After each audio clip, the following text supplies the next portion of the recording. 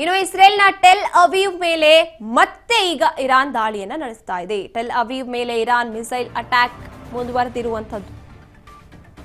ಇನ್ನು ಮಿಸೈಲ್ ದಾಳಿಗೆ ಅಲ್ಲಿದ್ದಂತಹ ಕಟ್ಟಡ ಧ್ವಂಸವಾಗಿದೆ. ಭಯಾನಕ ದೃಶ್ಯವನ್ನ ಕೂಡ ನಾವು ನೋಡಬಹುದು. ಅಗ್ನಿಯ ನರ್ತನಕ್ಕೆ ಅಕ್ಕಪಕ್ಕದ ಜನ ಬೆಚ್ಚಿ ಬಿದ್ದಿದ್ದಾರೆ. ಇಸ್ರೇಲ್ನ ಟೆಲ್ ಅವೀವ್ ಮೇಲೆ ಇತ್ತೀಚೆಗೆ ದಾಳಿಯನ್ನ ನಡೆಸಿತ್ತು, ಅದನ್ನ ಮುಂದುವರಿಸಿರುವಂತದ್ದು ಇರಾನ್. ಮಿಸೈಲ್ ದಾಳಿಯನ್ನ ಮಾಡಿರುವಂತದ್ದು. ಅಲ್ಲಿದ್ದಂಥ ಬೃಹತ್ ಕಟ್ಟಡ ಧ್ವಂಸವಾಗಿದೆ. ಅಕ್ಕಪಕ್ಕದ ಜನಕ್ಕೆ ಗಾಬರಿ ಭಯ ಹುಟ್ಕೊಂಡಿರುವಂತದ್ದು. ಆ ಬೆಂಕಿಯ ತೀವ್ರತೆಯನ್ನ ನೋಡಿ ಅವರು ಹೆದರುಕೊಂಡಿದ್ದಾರೆ. ನಾವು ನೋಡ್ತಾ ಇದ್ದೀವಿ, ಅಲ್ಲಿದ್ದಂತಹ ಕಟ್ಟಡ ಸುಟ್ಟು ಭಸ್ಮವಾಗಿದೆ.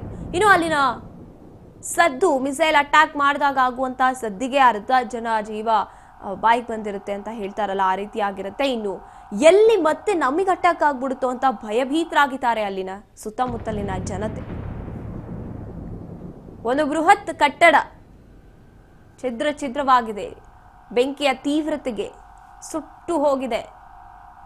ಹೊಗೆ ಆಡ್ತಾ ಇದೆ ಆಕಾಶದ ಎತ್ತರಕ್ಕೆ. ಅಲ್ಲಿನ ಜನ ಗಾಬರಿ ಆಗಿದ್ದಾರೆ.